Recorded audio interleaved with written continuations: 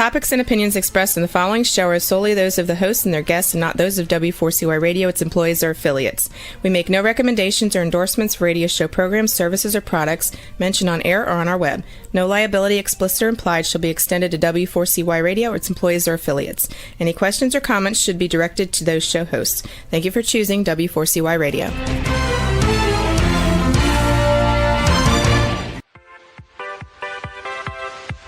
Welcome to the Ask Good Questions podcast, broadcasting live every Wednesday, 6 p.m. Eastern Time on W4CY Radio at W4CY.com. This week and every week, we will reach for a higher purpose in money and life, as well as a focus on health and wellness. Now, let's join your host, Benita Bell Anderson, as together we start with Asking Good Questions.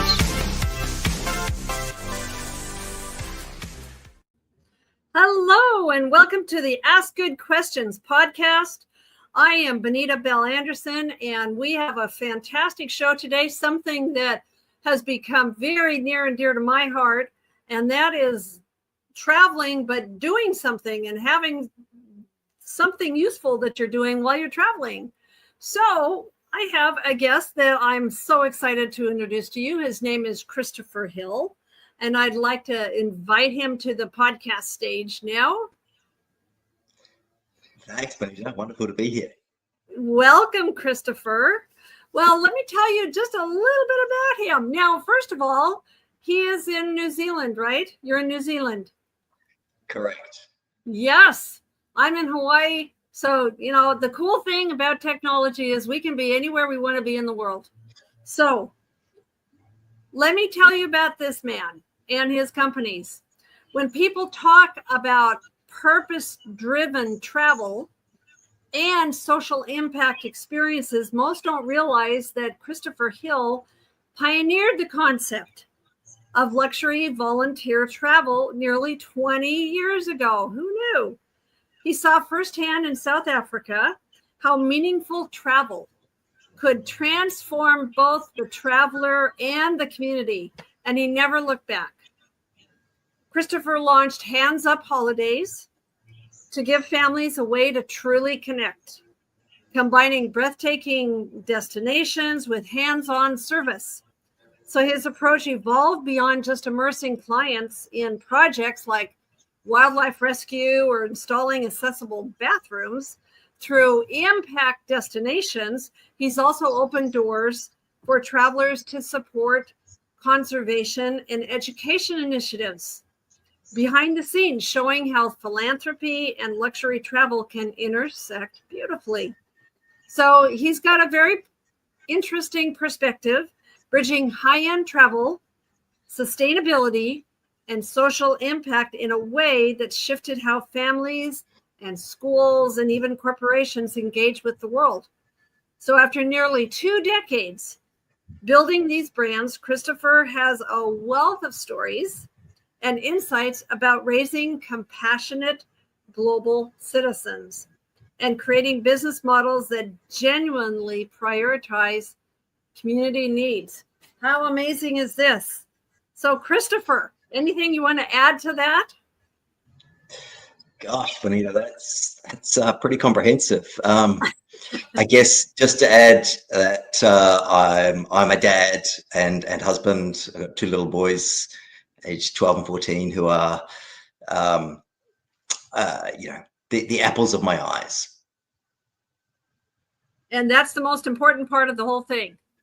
And I think the whole connection with families is super important, because I feel today's kids need to know more about the world and need to understand if they live in a Western culture, typically they have a whole lot more than a lot of other people around the world.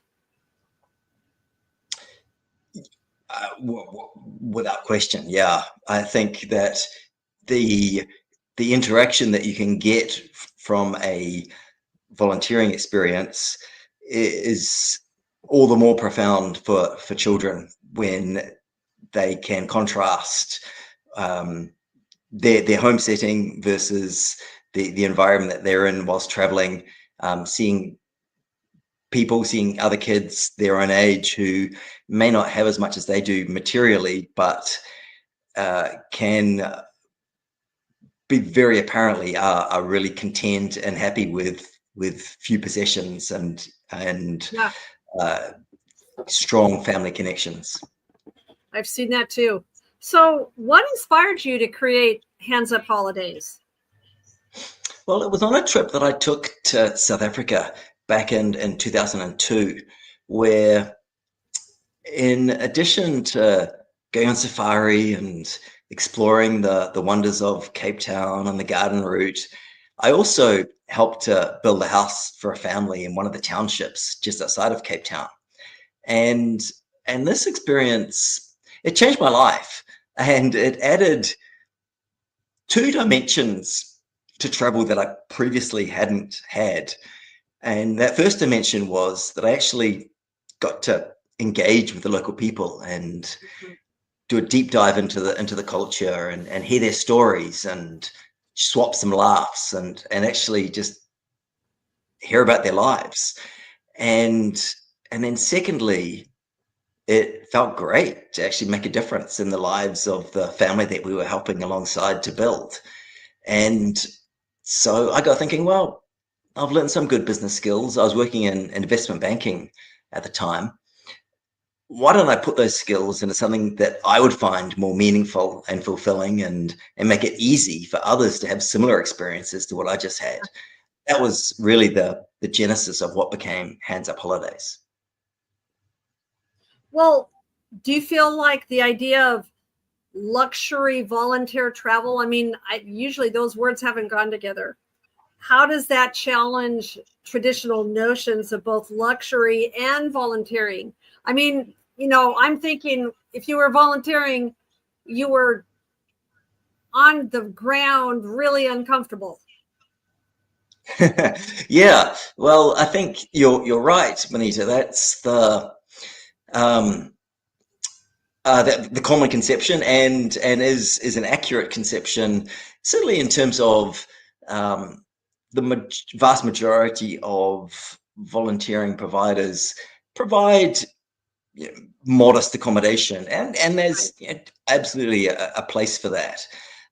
We've positioned ourselves at that luxury end to make volunteering accessible for those people who don't want to have to rough it. And secondly, it also ties in well with our model of what I describe as philanthro volunteering, where the impact, the benefit that our clients bring is the funds to enable a project to happen, to pay for the materials for a house, to employ local people to actually do most of the work. And then our clients come and spend a few days at the end of the project to do the finishing touches and get that great feeling of completion and handing it over to the recipients.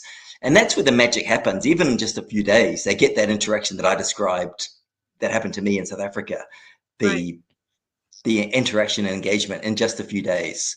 But it's the fact of having those funds to enable that impact, enable that project to take place, and marrying that together with the luxury accommodation so that people feel comfortable and, as I say, not want to have to rough it.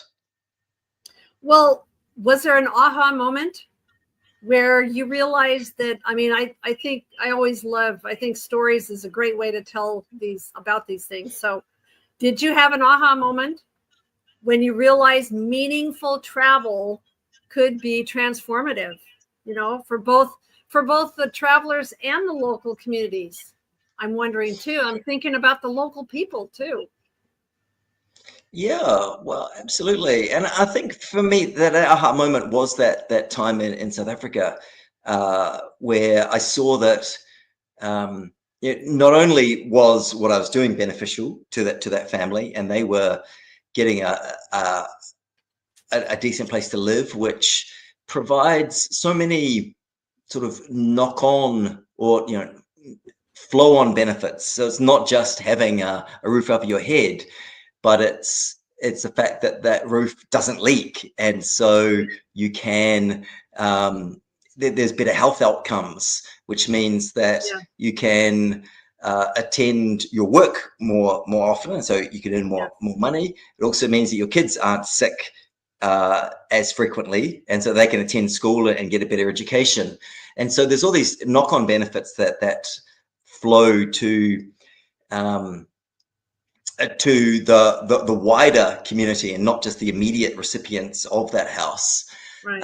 And then, as I say, there was great benefit. The transformation in me was sufficient enough to want to start a whole new enterprise based on it. Oh, I just think that's amazing, because if you think back 20 years ago, how do you think this concept has evolved? Well, for you and industry. Yeah, I would say there's definitely the underlying concept is pretty similar, but some things where it's evolved would be around. At the time of launching, I had young professionals in mind as our main audience. So 25 to 35-year-olds, cash rich, time poor, people who wanted to have a great vacation, but also wanted to make a difference. But right from the beginning, we were getting bookings from families, and families weren't on my radar at all when I was setting it up. I didn't have kids of my own back then, and it just didn't occur to me that they'd actually want to be traveling this way. So I'd ask them, why are you traveling with us? And they'd say things like, our kids come from pretty privileged backgrounds, and we really want them to appreciate how fortunate they are. Or they'd say, we're looking for a great family bonding experience, and this really nails it for us. And that really resonated with me. And so over time, but not a long period of time, we did shift our focus to the family audience as being our primary audience. It's certainly not to exclude any others, but now most of our messaging is directed to the family market. So that's one way things have evolved. Another way, right from contrasting how when we first launched, we had fixed itineraries and we had fixed dates. So you could book a trip on, the 20th of April or the 1st of July or whatever, and then you'd join a group of other travelers. But part of having group trips was we had minimum numbers required, and it was a really frustrating thing to get, say, 2 or 3 bookings but not get to the minimum, which might have been 4 or 6 people, and trying to shift them onto another trip or not even be able to run that particular trip was really frustrating. And so we did shift to a fully tailor-made, customized model, whereby even if it's just one person, we can arrange that trip for just them. So that's one way things have changed. And then I think a step in to answer that evolution question would be the second brand that we launched much more recently, Impact Destinations, is in one sense an evolution or a variant on the theme of philanthropic travel. And how Impact Destinations is different from Hands Up Holidays is that it's a traveler's philanthropic donation with Impact Destinations that will enable the experts to do what they do best, but at the same time will unlock a unique experience for the traveler. So are they still like building? Are they still doing building stuff or not? No, they're not.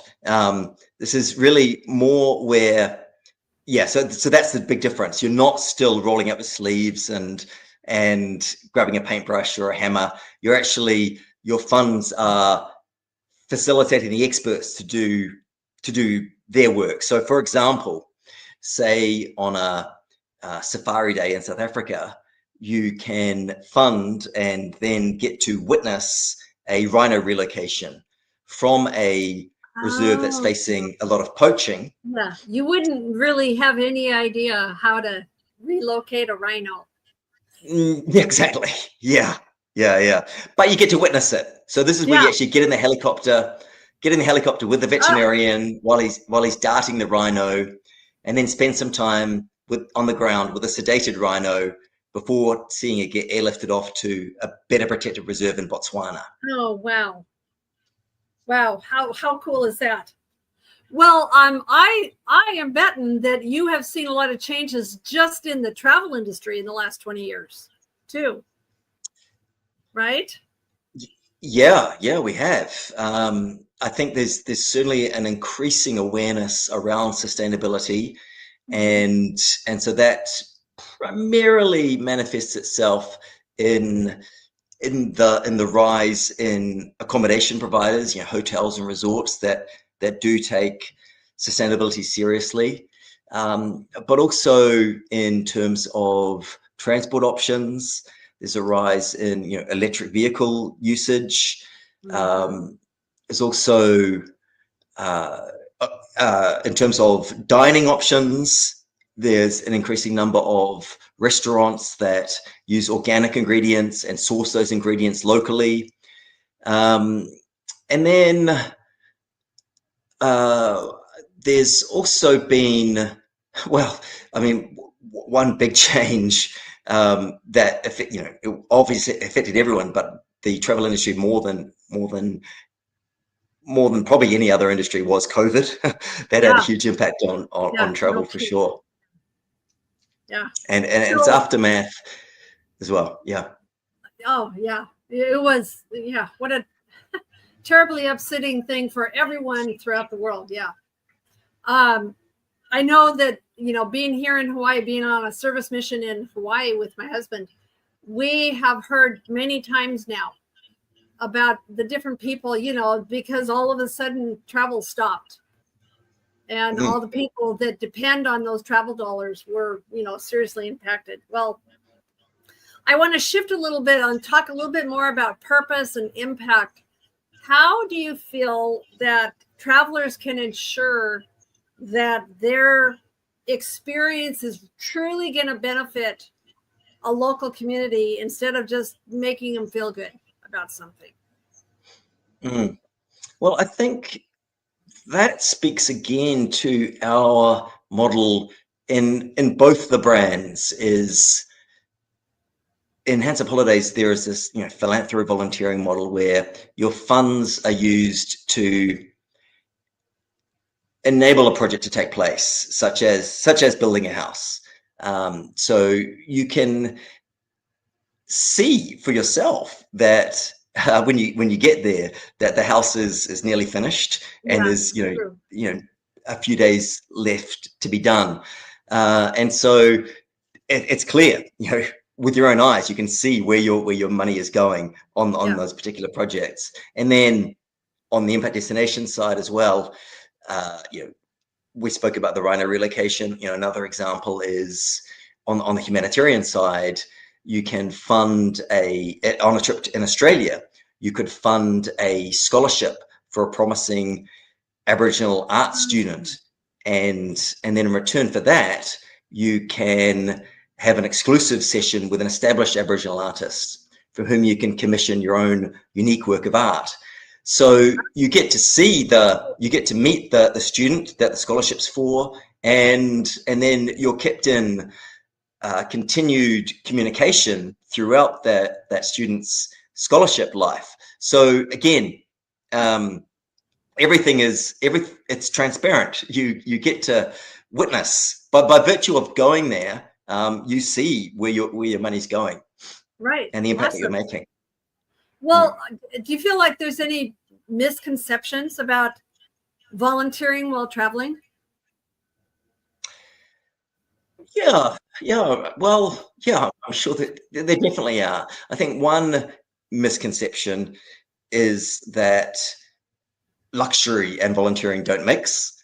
Mm-hmm. I would hope that even in our discussion already, we've made it pretty clear that the level of accommodation doesn't determine the impact that you make, but by having a high level of accommodation, then you make it easy for people who have the means and want to make the impact through their funds. Then if you do offer that high level, then you make it amenable to people with those funds to want to still volunteer and help, but still keep their creature comforts. So that's one misconception, I would say. Another would be that you can't make a difference in just a few days. And again, I would say that speaks to how I would frame that is by saying there are, to my mind, sort of three ways that you can make an impact. One is with your time, and that's to spend a significant amount of time in a destination and devote yourself that way, and that's fantastic. And I think that's what you're doing now, Benita. Yeah, we are. Yeah, which there's clearly a great place for that. And then a second way is to use particular skills you might have, and that can be, the obvious thing would be a doctor or a nurse or a physical therapist going somewhere where those particular skills are needed but not readily available. And then the third way is through your funds, and so that's where we've primarily come in. We do also use specialist skills, but primarily we focus on that impact being done through financial means, and so by framing it that way, you can actually make a difference in just a few days. However, the difference made to the community is done through the finances. And so strictly speaking, you don't need to be there. But one, like we've just spoken about, you do get to witness your impact. But two, by spending a few days, that's where the magic happens for you. And that's where you benefit from it. You get that engagement, you get those insights into another culture and break down those barriers, and the mutual enrichment of an exchange of humanity, really, and seeing the appreciating the humanity in a different culture. So that's how, even in just a few days, there can be mutual benefit. And then I would say another misconception would be around that volunteering can really just be taking jobs away from the local community. Oh. And again, I would come back to our model of philanthro volunteering actually flips it on its head. And through those finances, we're employing local people to do, as I say, most of the work and supervise our clients and to do the tricky parts. So quite to the contrary, if it's structured right, you can be generating employment in the local community rather than taking employment that makes away. sense. Can you think of a story of something in the past where a project like building a home or wildlife rescue created lasting change for that visitor's visit, that traveler's visit?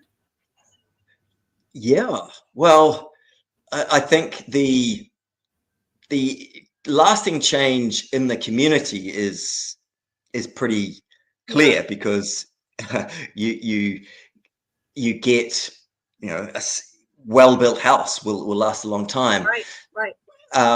But to flesh that out in a slightly different context,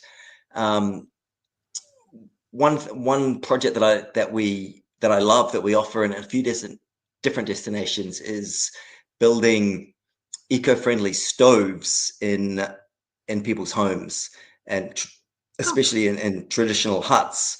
And the beauty of these stoves is that, one, they replace the open flames in a traditional hut, and particularly with young kids running around, then there's risks of them getting burnt. And so by having an enclosed stove, you eliminate those burns. And by having a chimney to expel the smoke, respiratory problems such as asthma are dramatically reduced. Yes. And then from an environmental perspective, they're a win as well, because it's much more energy efficient to have an enclosed stove than open flames. And so you can measure these impacts. You can measure the incidences of asthma, or the reduction in asthma in a community. You can measure the incidence of burns. And then you can also see that families with these stoves are able to, instead of putting more and more of their money into buying fuel, they can save. And so you can measure the impact that way. And then looking at the impact on our clients, the participants in all these things, just to share a couple of stories there. One that springs to mind would be a family that traveled with us to Morocco, and they got involved with helping to build a library at a school in a remote area. Well, not massively remote, but about 45 minutes outside of Marrakesh. And they had 3 children of varying ages, and they, as I say, helped with building this school. And the trip went well, but was otherwise unremarkable. I didn't dwell on that particular trip until I heard from them a few months later, when they said Christmas time has come around, and our kids said that they didn't want Christmas gifts this year. They wanted to send their gifts to the children that they were interacting with in the school, and that really touched me as a way of speaking to the impact that was made in that particular family. And then another quick story I'd share was with a woman. She was traveling on her own. She had recently retired and hadn't traveled much before, and certainly not to Africa. And she decided to travel to Kenya with us. And she went on her own, right? Yeah, So she did. Was traveling as a single. Exactly. Yes. And so, was a little bit of a nervous traveler. And so we gave her sort of extra attention, extra hand-holding leading up to the trip and during the trip. And it went really well. But again, it sort of had the impacts that we expected on the community and on her, until basically heard from her more or less on the flight home. She said, actually, I've booked the next flight back to Kenya, and I'm going to spend 3 months here, and I've booked my own apartment, and I've hired my own rental vehicle, and so to see the transformation in her from someone who was, as I say, really quite nervous, to someone who once she'd traveled with us and gotten a feel for the place, felt comfortable to arrange everything on her own thereafter. And spend 3 months there was just fantastic to see. How do you think that, so going back to families, how do you think volunteering together as a family transforms the travel experience? Yeah, well, I'd probably best to speak from my own experience. And now have 2 children of my own, 2 boys now aged 12 and 14, and we've been really fortunate to do a bunch of trips with them in Mexico, in French Polynesia, in Bali, and in all of them, I certainly feel like we've come away from those experiences more cohesive and transformed from them. Just to share one of those, in Bali, we spent a few days helping to install a disabled accessible bathroom for a paraplegic gentleman who, in the Hindu culture of Bali, if you're born with a disability, then it can be considered bad karma. And if it's something like paraplegia, you can be kind of hidden away and Yeah. and lead very sort of lonely, isolated life. And so to be able to bring a measure of independence and dignity to something so personal, such as going to the bathroom, was really profound. And to be able to, get to do it as a whole family was extra impactful. Our kids were involved with drawing water from the village well and then carrying that water over to where the cement was being mixed. And then they would participate in mixing the cement by hand and then ladling it into the wheelbarrows and then taking those wheelbarrows over to where the experts were doing the tricky parts in the bathroom. And then also getting to play some soccer with the local kids. So seeing them get that interaction and involvement has been absolutely wonderful. Well, Christopher, what's coming to mind is, how in the world are you finding these opportunities? Well, there's no one way, but for me, it's been a case of, I think, networking, really. Is putting it out there. Like when that trip I took to South Africa was back in 2002, and then 2003 I took out as a sort of sabbatical year, really, and I did some more study, and then spent the next 2 years traveling the world and building relationships with different communities. And how I heard about those communities, as I said, there was no real one way, but actually coming back to that relationship in Bali, just to give you a flavor for it. Yeah, I mean, like, how in the world would you ever find that person? Yeah, well, exactly. It is how in the world, but I, just put it out there that this is what I was setting up, and spoke to someone who said, oh, you should talk to Estelle, who has just come back from volunteering in Bali, and she was working for Vodafone, the mobile phone provider. Yeah. And the Vodafone Foundation back then was funding opportunities for their staff to spend a year actually volunteering in a community. And so I got in touch with her. She was back in New Zealand at that point, and she was more than happy to share about her experiences. And her volunteering was focused on actually helping with a charity that their primary focus is in building prosthetic limbs for disabled people in Bali. But they also had a sort of a side operation of building these bathrooms. And so she told me about that. And so my ears pricked up, and so she shared their details, and I went out there and evaluated it. And thought, yeah, this is amazing, the work that they are doing, and I'd love to help them and promote what they're doing. And so that's really just one example of many, of really just hearing about, through all sorts of avenues, good work that's being done, and then going out and evaluating and then promoting. Well, do you think that this type of thing has influenced the travel industry overall? Do you think it's having an impact on the travel industry? Yeah, for sure. There's certainly a increase in awareness of traveling sustainably, and that certainly speaks to our own holistic approach to travel.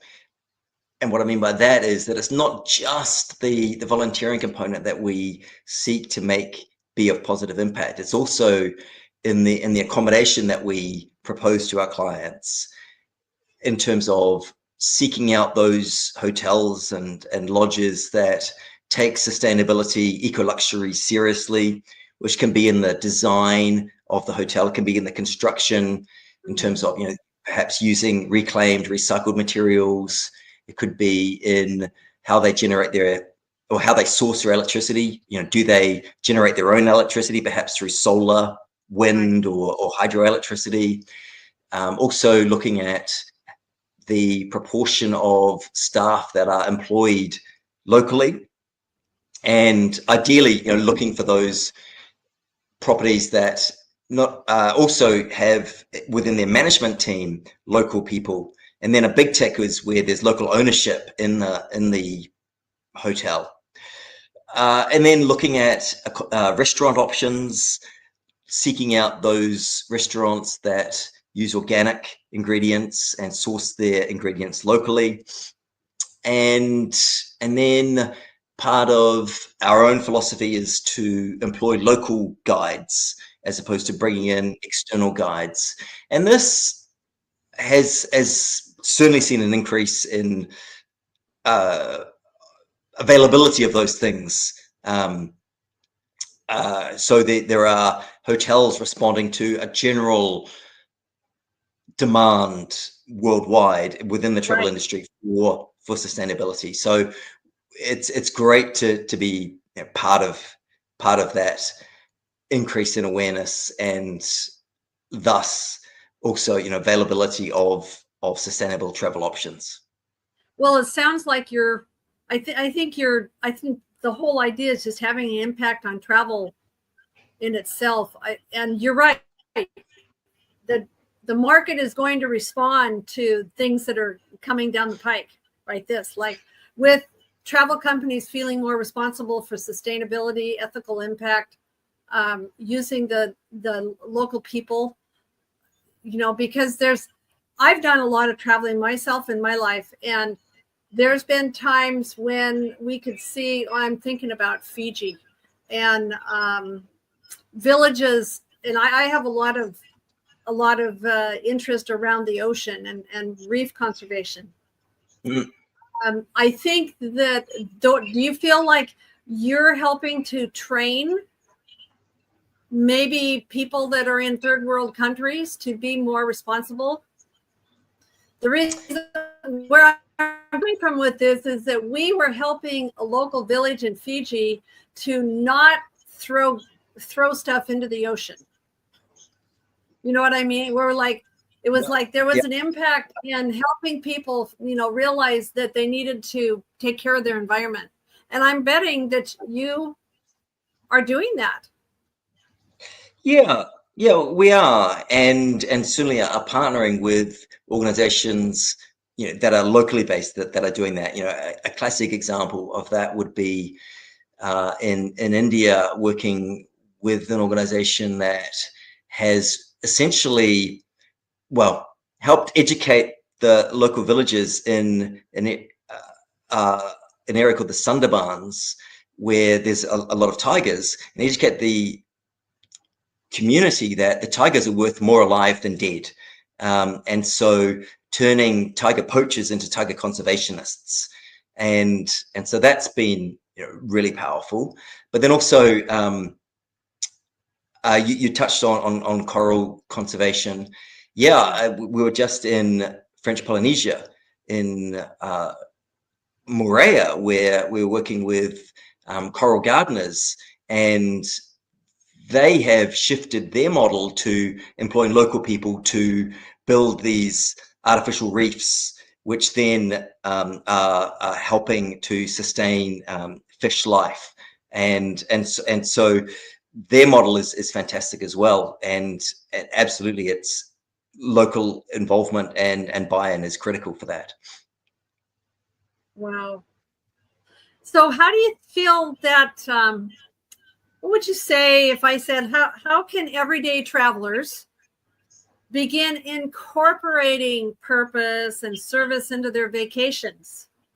Maybe starting on a smaller scale, but how can people start thinking along these lines?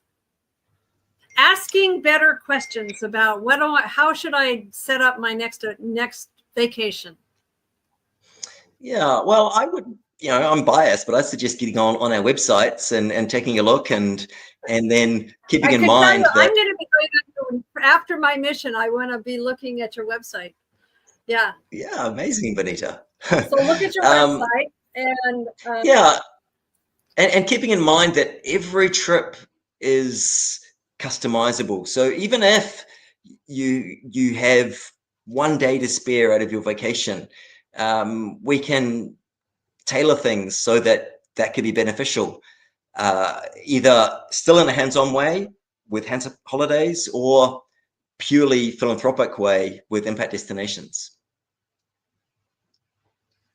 That is awesome. So looking ahead, our time is going quickly.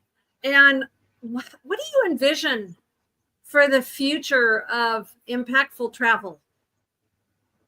Well, I think consistent with what we've been talking about this rise in awareness around sustainability, that certainly my hope is that the rise in ways or awareness that you can also travel and make an impact, and especially actually at that luxury level, so that when you're considering a luxury vacation, perhaps in your mix of thinking of, do I go on a safari? Do I go on a cruise? Do I go to Antarctica? Whatever the case may be. Within that mix is, perhaps either as a standalone item or integrating that within those thought processes to think about how I can give back as part of that luxury adventure. Could we end up with another story? Can you think of, like Antarctica may be one of the most exotic. I mean, that I've looked at trips to Antarctica. They can be pretty expensive, but they're also amazing. Can you think of another story of something that had high impact for both the traveler as well as the local community, or maybe the local animals?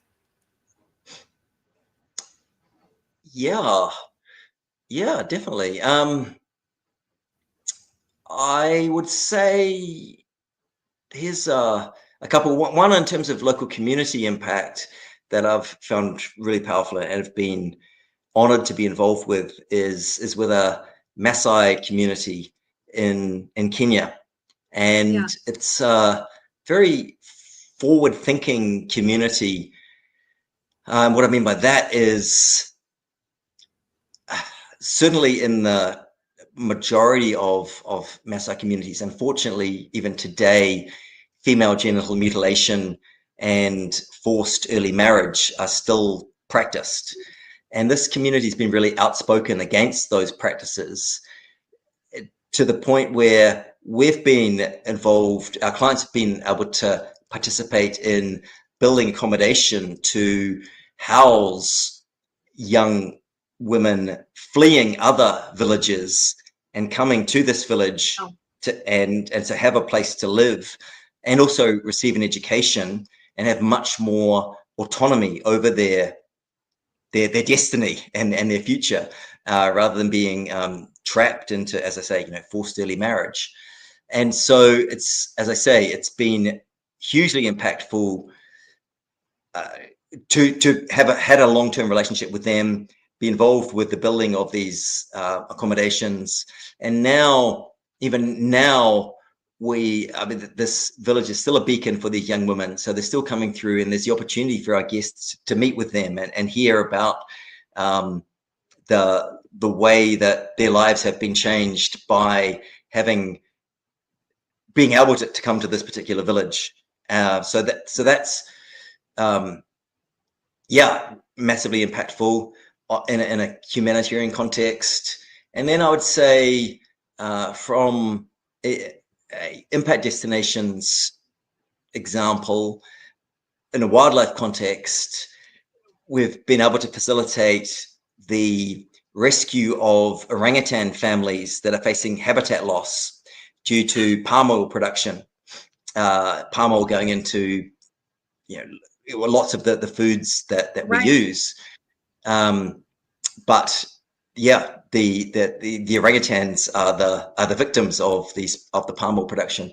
So we've been able to, as I say, facilitate through our clients' funds the rescue of families, orangutan families, and their release into protected reserves. And then in return for that, our guests have been able to go into exclusive tracts of rainforest and then trail orangutan families in the wild, and so go with expert guides to encounter them there. So yeah, that's been obviously impactful on the orangutans, and the guest feedback has been phenomenal. Yeah, I don't think people are going to be forgetting those types of experiences anytime soon.